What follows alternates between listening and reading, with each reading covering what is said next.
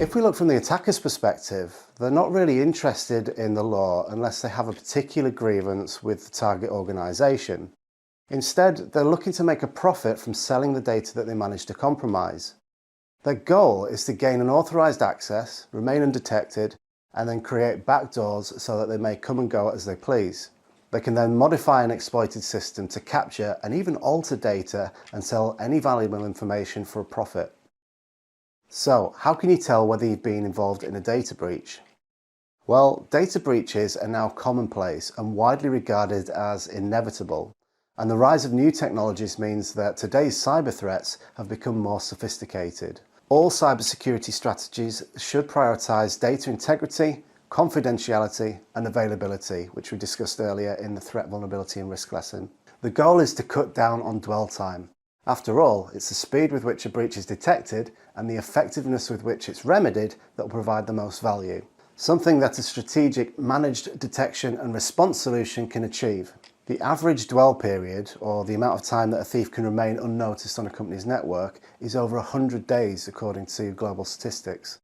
And in many cases, the security team is unaware of the breach until they receive a call from a supplier, a client or a business partner, usually after receiving a diversion fraud email demanding that future payments be made to a new bank account.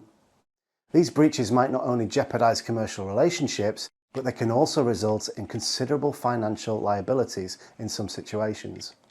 They usually take one of two forms. Impersonation, in which a criminal impersonates a corporation using a very similar domain name and email address, or compromise, in which the email is sent from the company's own system. The latter case addresses the question of accountability for any financial losses incurred by a business partner. This strategy of cyber attacks, like phishing attacks, entirely bypasses standard cybersecurity mechanisms like antivirus software and firewalls, which so many businesses still rely on. It's worth pointing out also that while phishing attempts are cited by 80% of firms as the reason for a breach, 28% say that the cause was impersonation of an organisation in emails or online. Only 27% said that the breach was caused by viruses, spyware or malware, including ransomware assaults. So it's worth making a note.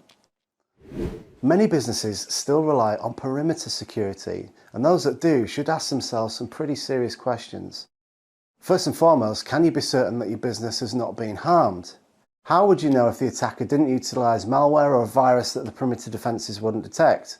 Second, even when a compromise has been identified, many businesses are unsure of the next actions to take. Can you confidently determine where the firm has been hacked if a supplier calls to say that the company has actually been attacked? What is the attack's principal goal? Because hackers are actively looking to access personal information, the GDPR has established that the danger associated with a cyber assault is not merely financial. As a result, data confidentiality, integrity and availability must all be considered in security measures. However, given today's threat landscape, organisations must acknowledge that protection is not a realistic option.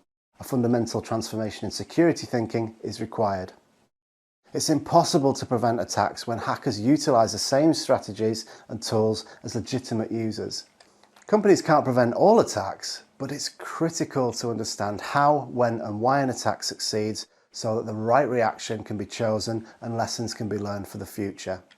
Organisations can only protect their business, data and reputation if this approach is in place. I'll see you in the next one.